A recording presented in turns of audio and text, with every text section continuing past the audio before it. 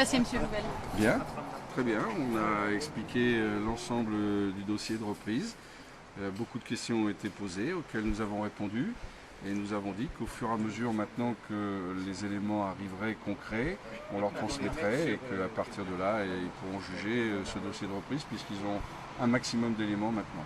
Aujourd'hui, quelle garantie concrète vous avez apportée ce matin? Non, on a présenté donc le dossier dans sa totalité, avec le projet, avec les repreneurs, la société qui apporte les fonds, enfin l'ensemble des éléments, tout ça a été apporté, avec un calendrier, je dirais, sur l'argent, etc. Donc maintenant, tout est connu, tout est clair pour eux. Et à partir de là, eux d'étudier le dossier. Et nous, on apportera les éléments au fur et à mesure de l'arrivée concrète des fonds qui devraient se faire, nous l'espérons, avant la fin janvier. Et puis parallèlement à ça, nous avons bien sûr présenté notre budget pour la saison, qui est le budget de toute l'équipe qui est en place, avec M. Lorette, directeur, et M. Petit. Nous avons apporté des garanties à ce niveau-là. Et j'espère que maintenant la décision sera favorable pour qu'on puisse travailler tranquillement et sereinement. Vous attendez une réponse de la DNCG pour quand?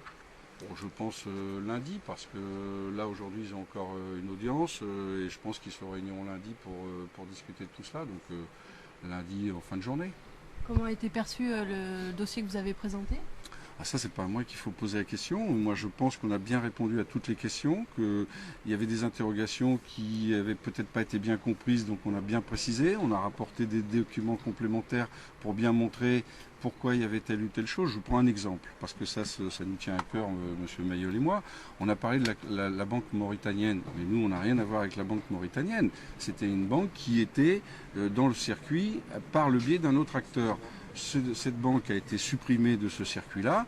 Ben voilà, on a expliqué pourquoi elle y était, pourquoi elle a été supprimée, mais elle n'était jamais du fait de M. Mayol ni de la mienne. Donc voilà, on a tout expliqué, les choses sont claires pour aujourd'hui. Les fonds sont 100% ivoiriens, c'est ça? Non. Non? Non. On peut savoir d'où ils viennent? La société à Aglouf. Qui vient d'où? Qui est une société basée aux États-Unis et qui travaille dans le monde entier avec des dirigeants qui sont de différentes nationalités, marocaines, américains et d'autres nationalités.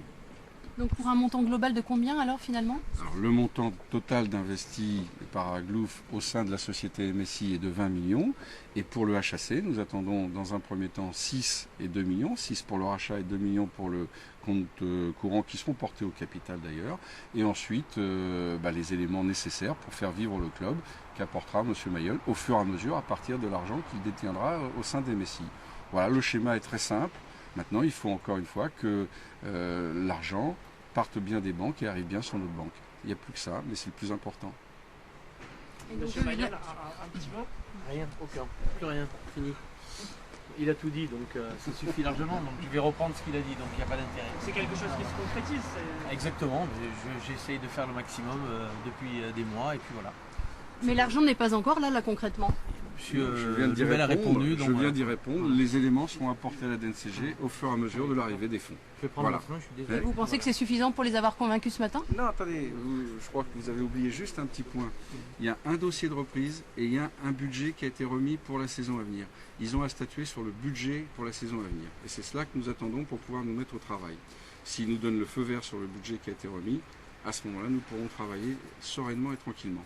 Et ensuite, la reprise ne se fera et ne pourra se faire que sur la validité des fonds et la garantie de ces fonds-là. C'est-à-dire, quand je dis la garantie, bien sûr, vous savez bien que les circuits, il y a Tracfin, il y a ceci, il y a cela, mais tout ça, on le sait depuis le départ, c'est un peu plus long que prévu, mais tout ça, on y passera sans aucun problème.